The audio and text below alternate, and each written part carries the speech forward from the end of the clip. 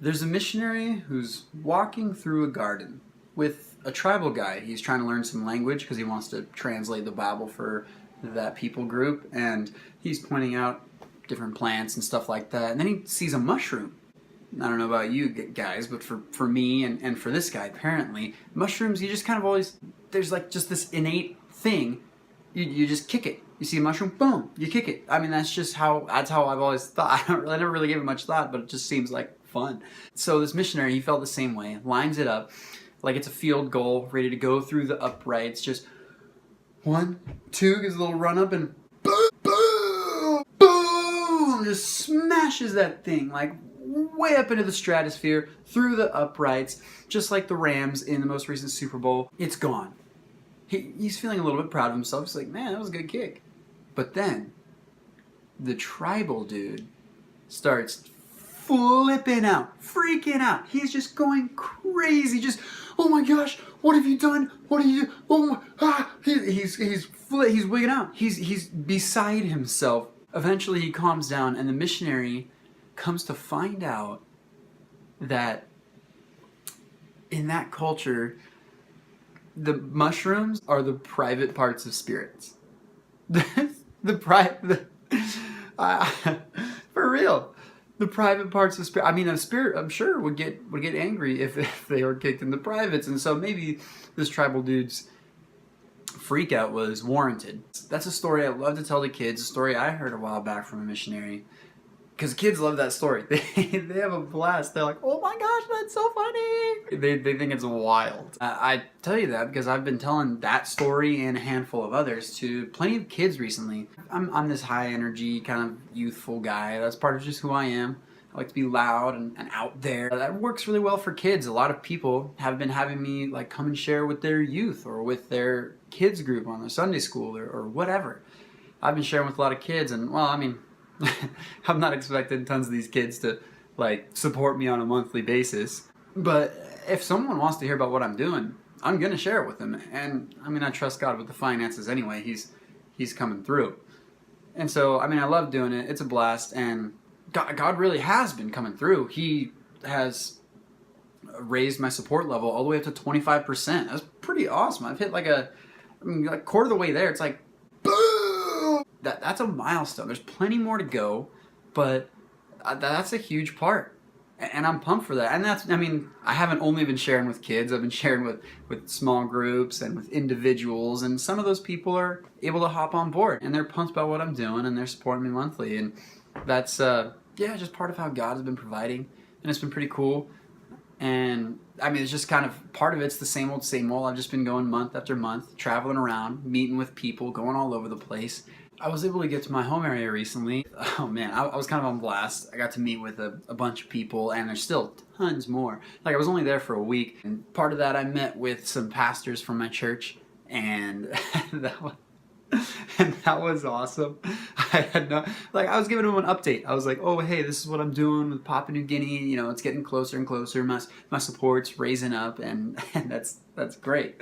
And then like out of nowhere, we ended up going out to my van, and like so like 7 like pastors like get inside my van for like this group photo because I don't know why, like how it happened. But that's like just all. I did not know we could fit that many people in my van, and some of these dudes are like huge. I mean, I know one of them's like got to be like 6'3" or something like that, and he's like, oh man. So we didn't break the suspension or anything like that, and we set a record. I'd never had 8 people in my van before, and around then I also shared with a small group, and there were 4 people, four families or people, units, whatever you want to call them, that, well, they're interested in joining my support team. And that was huge. I was like, oh my gosh, 4 people in like one day? Like that was another record I was setting. We're setting records out here. You know, sometimes it doesn't always feel like we are. Like, I don't get even one person every single day to want to join my support team. But man, I remember the times that God is blowing me away, and He is raising my support level little by little. And it's been sweet to see Him faithful and coming through. You know, I've just kind of still been on the grind, doing that day after day, setting up meetings with people. Right now, I don't have a ton. Luckily, I have a couple days to plan and get things scheduled in the future. But in the meantime, I am speaking at a couple places in Southern California And I'm here till March 31st, and then I'm heading back up to my home area in San Luis Obispo area. I'll be there for about a week or 3 weeks-ish, somewhere in there. I'm trying to go to like maybe Hume Lake, Fresno. I'm still kind of planning some of it out. After that, I'll be going to Georgia for spring break with my girlie, and I'll be hanging out there with her, and then coming back, spending a little bit of time in Northern California, and then cruising up the coast. Got a friend's wedding on May the 4th. They're huge Star Wars fans.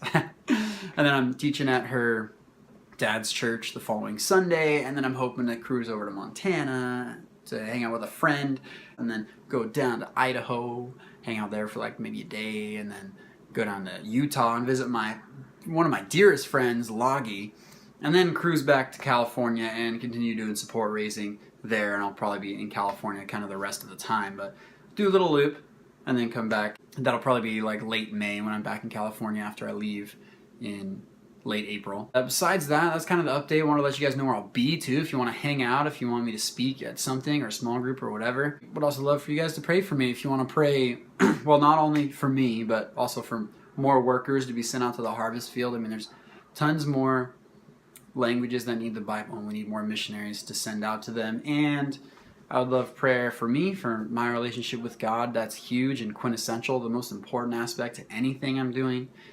For people to want to support, that people's hearts would be stirred to be generous and want to support and partner with me. That'd be really, really awesome if you guys could pray for that. And, maybe you guys would even pray about wanting to support me, or just, be thinking about that. Maybe God's stirring your heart to be generous. I'd love to hear about that, talk with you about it, meet with you if I'm in your area. Let me know. Also, shout out to all the people who got me here. Yo, I'm at 25%. That's not possible without you guys. Without the people who are supporting me, I'm not here. I'm not up there at 20. Like, you guys are seriously killing it. Some people, I've been blown away by your generosity, and it's unreal. I'm like, and it's honestly sparked in me a desire to want to give more to others as well. It's been cool to see how God's growing me in that. But shout out to my supporters right now. You guys are the MVPs. You're killing it. I can't thank you enough. I'm eternally in your debt. Thank you. I'll catch you guys later. See you on the next one.